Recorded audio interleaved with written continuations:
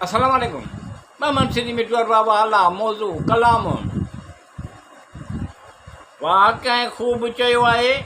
पसंदीदा शख़्स खां दिलि भरिजी वेंदी आहे, पर जंहिंसां मुक़ररु हद ताईं मोहबत आहे उन खां कॾहिं बि दिलि भरबी कोन आहे। वाक़ई ख़ूब चयो आहे। पसंदीदा शख़्स खां दिलि भरिजी वेंदी आहे, पर जंहिंसां मुक़ररु हद ताईं मोहबत आहे उन खां कॾहिं बि दिलि भरबी कोन आहे।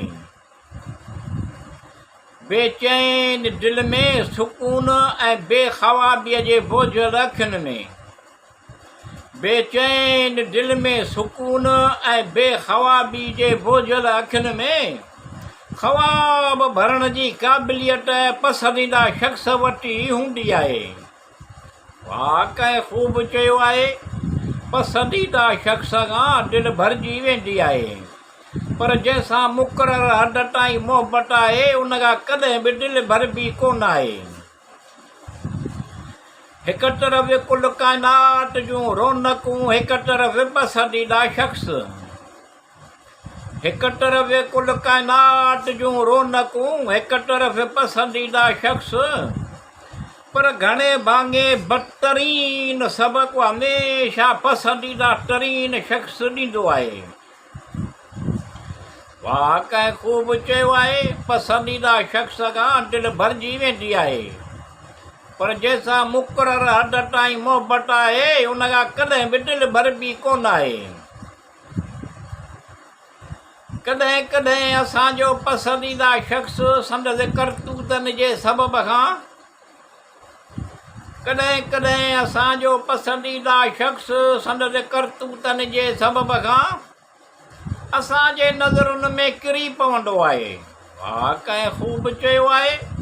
पसंदीदा शख़्स खां दिलि भरिजी वेंदी आहे, पर जंहिंसां मुक़ररु हद ताईं मोहबत आहे उन खां कॾहिं बि दिलि भरबी कोन आहे। पोइ उन जी कहिड़ी ॻाल्हि बि मञण लाइ दिलि कोन मञींदी आहे। पोइ उन जे कहिड़ी ॻाल्हि बि मञण लाइ दिलि कोन मञींदी आहे। अजीब नफ़रत महसूसु थींदी आहे। वाक़ई ख़ूब चयो आहे। पसंदीदा शख़्स खां कॾहिं दिलि भरिजी वेंदी आहे, पर जंहिंसां मुक़ररु हद ताईं मोहबत आहे उन खां कॾहिं बि दिलि भरबी कोन आहे। दिलि जो आवाज़ मुशाहिदो मुतालियो पंहिंजो फितरत सां, दिलि जो आवाज़ मुशाहिदो मुतालियो पंहिंजो फितरत सां, ॻाल्हियूं करण जो रंग कलर जा बेजा कलर जा बजा नज़र ईंदो आहे, टलख हक़ाइक़ ते नज़र रखंदो आहे। वाक़ई ख़ूब चयो आहे। पसंदीदा शख़्स खां दिलि भरिजी वेंदी आहे, पर जंहिंसां मुक़ररु हद ताईं मोहबत आहे उन खां कॾहिं बि दिलि भरबी कोन आहे।